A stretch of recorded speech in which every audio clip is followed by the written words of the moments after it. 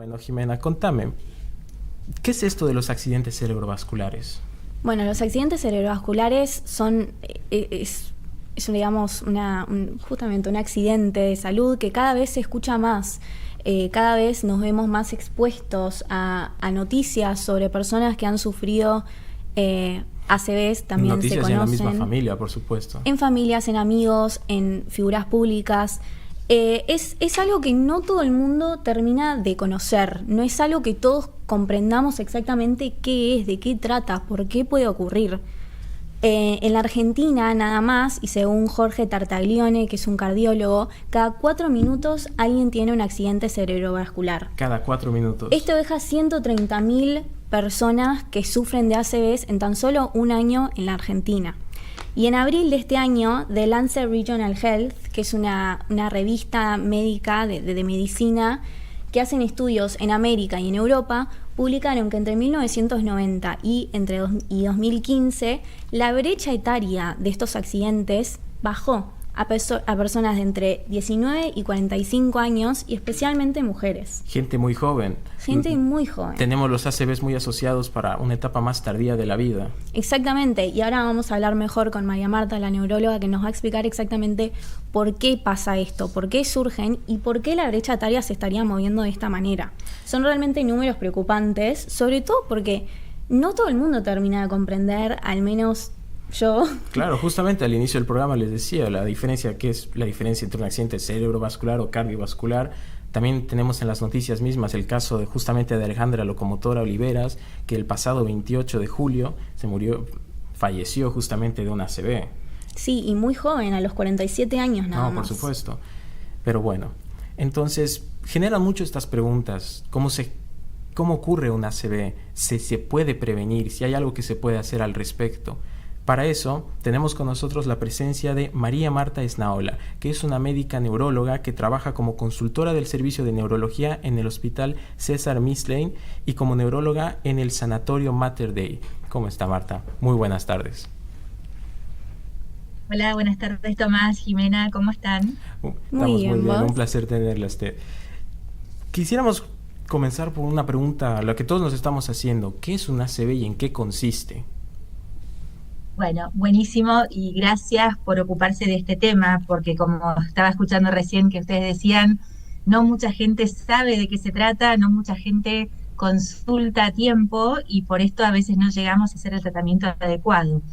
Así que bueno, un accidente cerebrovascular es una enfermedad neurológica que ocurre cuando hay un trastorno en la circulación cerebral. Esto puede ser tanto lo que se llama una isquemia, porque una arteria se obstruye, o una hemorragia porque una arteria se rompe.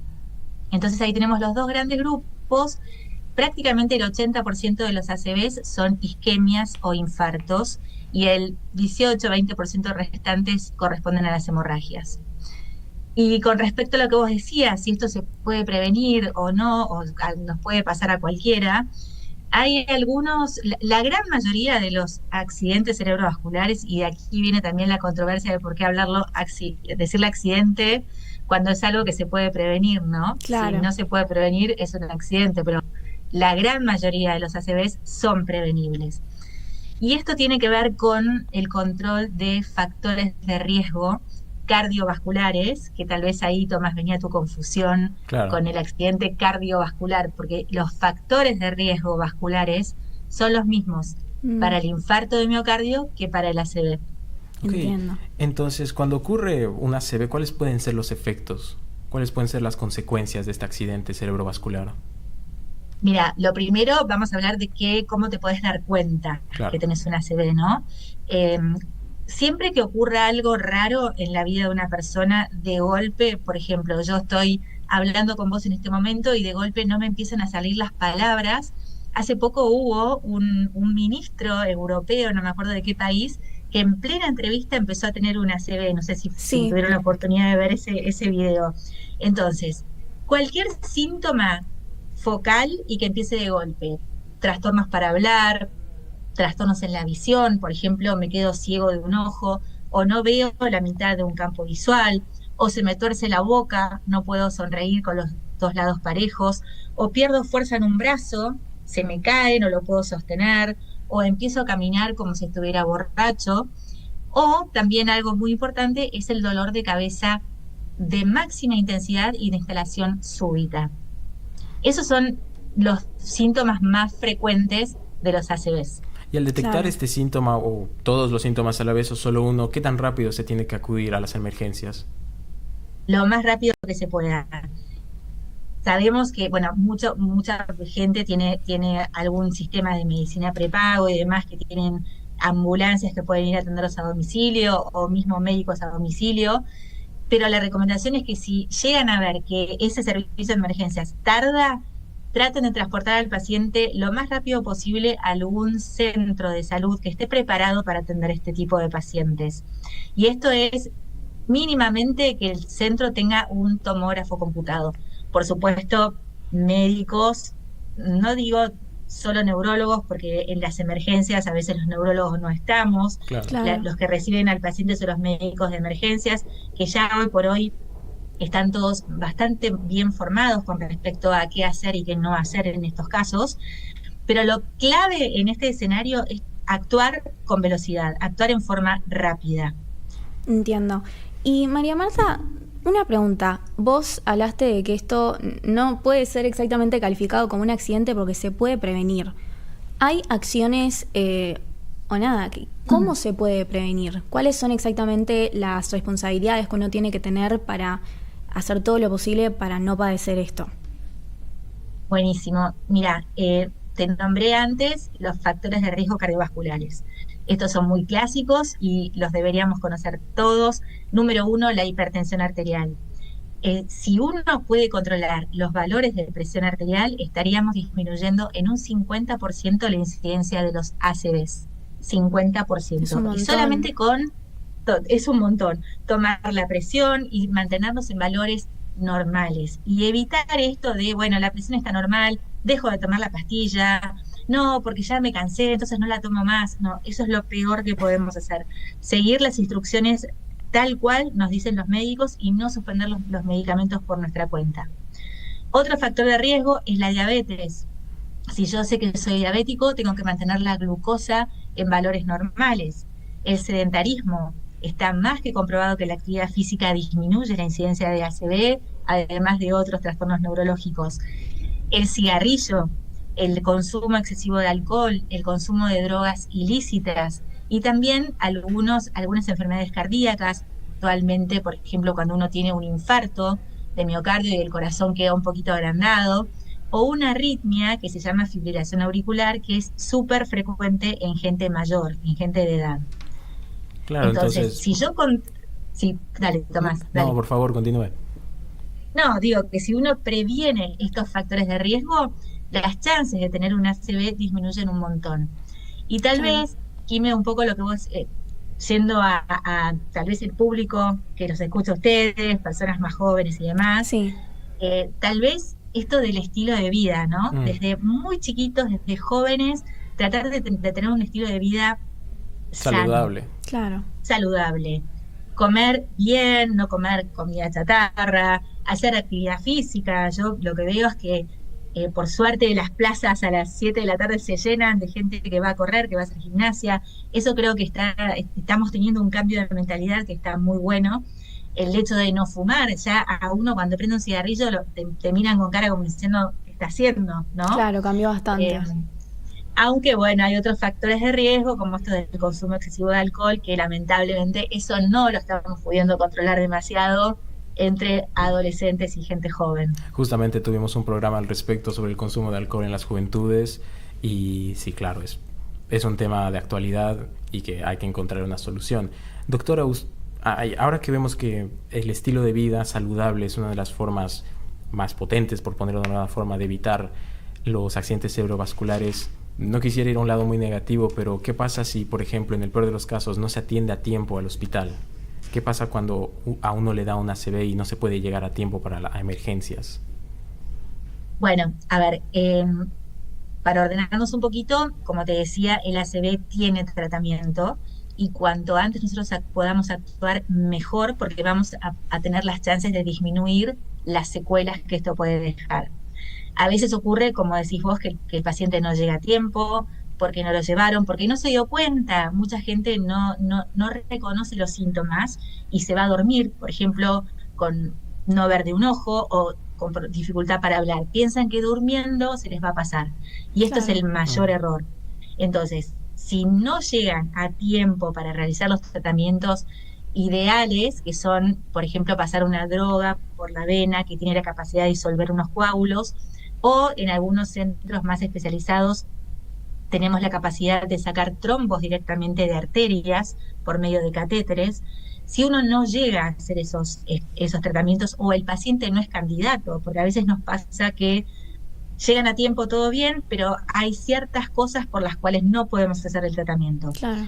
Entonces, después, obviamente, el ACV puede dejar secuelas. Y las secuelas tienen que ver con dónde se produjo esa obstrucción de la arteria o la hemorragia. Y por lo general son parálisis, o sea, pérdida de fuerza de la mitad del cuerpo, pérdida de la sensibilidad, pérdida de la capacidad para expresarse o para comprender lo que uno dice, pérdida en los campos visuales. Claro. ¿Sí? Esos son tal vez las secuelas más frecuentes, visibles, porque hay todo un capítulo enorme entre los ACVs que son las secuelas no visibles, que tal vez es lo que más afecta a los pacientes y no preguntamos, los médicos nos cuesta preguntar en el consultorio, nos metemos en un lío porque la depresión, la angustia, la ansiedad... Más el lado mental, digamos. Exacto, los trastornos cognitivos, mental y emocional, ¿no? Claro. Porque vos imaginate una persona joven, como nombraba recién a la locomotora, que pobrecita no sobrevivió, pero un paciente joven que pasa por este problema y queda con secuelas.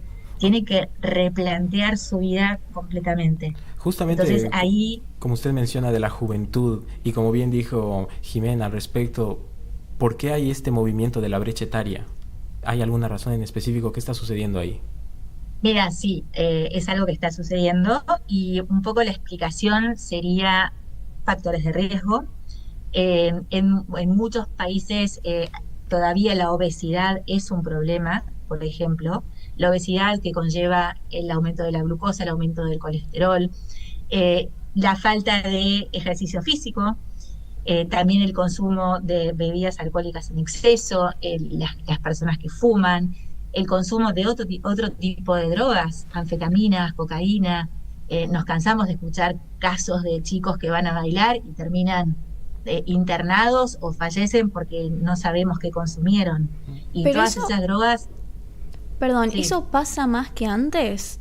O sea, siento que el consumo del alcohol, la obesidad, la falta de ejercicio físico, Son cosas que siempre estuvieron presentes. no son cuestiones tanto de este tiempo. ¿Vos crees que hay algo de esta generación, digamos, o de los jóvenes de hoy en día que hacen que esta brecha esté bajando? ¿O continúan siendo los mismos factores? No, bueno, a ver, la impresión que uno tiene por ahí es lo que yo te decía, que la gente sale a hacer ejercicio, pero sin embargo, si vos ves las estadísticas, todavía la obesidad sigue siendo un problema en jóvenes. La comida chatarra es muy tentadora y yo creo que el consumo de estas drogas ilícitas sí está aumentando. Ya es como, lamentablemente, se están normalizando algunas cosas que no se deberían normalizar. Uno no sabe cuando consume cuál es la consecuencia de esas pastillas y demás, ¿no? Y la combinación. También, por ejemplo, hay algunos anticonceptivos orales que, sumados a otros factores de riesgo de las mujeres, por ejemplo, la migraña, que es un tipo de dolor de cabeza, sumado al cigarrillo, aumentan el riesgo de una ACV. O sea, las chicas que tienen migraña y fuman no deberían consumir anticonceptivos orales. Y esto no sé si es algo que está tan sabido y conocido. Claro. Claro, en temas de información, ¿qué tan bien informados estamos al respecto? Porque ahora nos estamos enterando de un montón de cosas. ¿Cuál es por ejemplo, quisiera preguntarle, ¿cuál es la principal preocupación en torno a la información de este tipo de temas? En cuestión de prevención de la ACV. Gracias por la pregunta, porque nosotros venimos trabajando hace varios años tratando de concientizar a la comunidad. Yo, además de ser neuróloga y tratar pacientes clínicos, formo parte de una asociación de pacientes que se llama Por una Vida Libre de ACV, que nuestro único y principal fin es concientizar a la población sobre factores de riesgo, sobre los síntomas para que consulten a tiempo, sobre a dónde poder acudir para ser tratados y después para tratar de tener una vida después del ACV. Esto que vos decías, Tomás, Claro. ¿qué pasa con un paciente cuando queda con una secuela? Bueno, existe una vida después del ACV. Hay cosas que se pueden hacer, tal vez no de la misma manera, tenemos que adaptarnos, pero podemos hacer deportes, hay gente que juega al golf con ciertas secuelas, que puede bucear, que digamos, hay un montón de actividades deportivas y físicas que se pueden hacer, y ni hablar de otras actividades recreativas, como el arte, la pintura y demás. O sea, la gente, primero que hay muchos mitos, Sí. que el ACV no se puede tratar, que el ACV solo le pasa a la gente grande, que una vez que te tocó y ya sonaste. Bueno, entonces todas estas cosas tratamos como de darle más información a la población y sobre todo transmitiendo mensajes positivos, ¿no? Como que siempre hay una posibilidad de recuperación.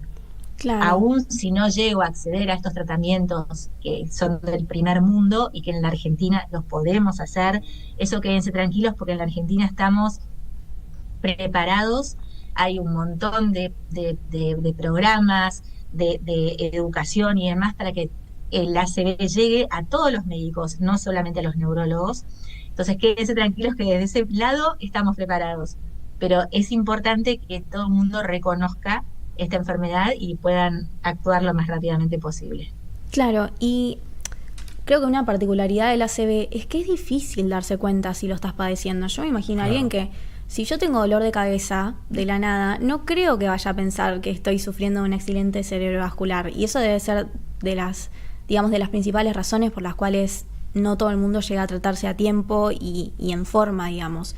Pero por eso te quiero preguntar, ¿cuál es la clave que crees que todo el mundo tiene que saber sobre la prevención del ACV y también de cómo actuar una vez que lo tienen? Si podés resumir todo en una singular idea.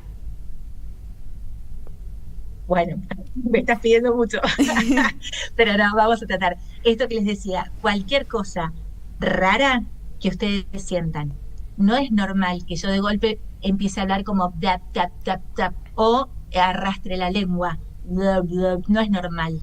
No es normal que yo no pueda controlar mi cuerpo, que no pueda caminar, que no pueda sostener los dos brazos iguales, que no pueda sonreír, no es normal, ¿sí? No es normal que me quede ciego de un ojo. Y esto, como decís, el dolor de cabeza, bueno, si yo sufro migraña y suelo tener dolores de cabeza, no voy a ir a la guardia con cada dolor porque no tiene sentido, pero si llego a tener un dolor que es como un estallido, no duden en consultar. Como yo siempre digo, más vale un estudio de más, una consulta de más, y no perdernos la oportunidad de poder actuar ante una ACV. Claro. Doctora, usted mencionó que tiene quería preguntarle, ¿dónde podemos encontrar este canal de concientización que usted tiene? ¿En redes sociales? ¿Dónde podemos encontrarlo? Sí, tenemos Instagram, Facebook, canales de YouTube donde hemos subido videos. Se llama Por una vida libre de ACV. Y si me dejan, pasaré el aviso. Ahora, el mes que viene, en octubre, el 29 de octubre, es el Día Mundial del ACV.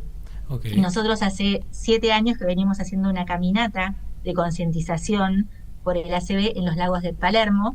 Y este año lo vamos a hacer el sábado 18 de octubre a las 11 de la mañana. Así Perfecto. Que están todos súper invitados. Ahí siempre, a ver, la idea es caminata justamente por esto de la actividad física. Claro. Y además van muchos pacientes con bastones, con silla de ruedas, con andador, para demostrar también que sí se puede. Claro. Damos mensajes de concientización, de educación, así que los invitamos a todos a poder unirse a nosotros en esta linda caminata. Perfecto. Muchísimas gracias, María Marta. Le quedamos muy agradecidos con esto. La verdad, siento que usted ha dado información muy importante que es necesario que todo el mundo sepa. Muchísimas gracias por esta entrevista. Gracias por venir. Gracias a ustedes. Un beso.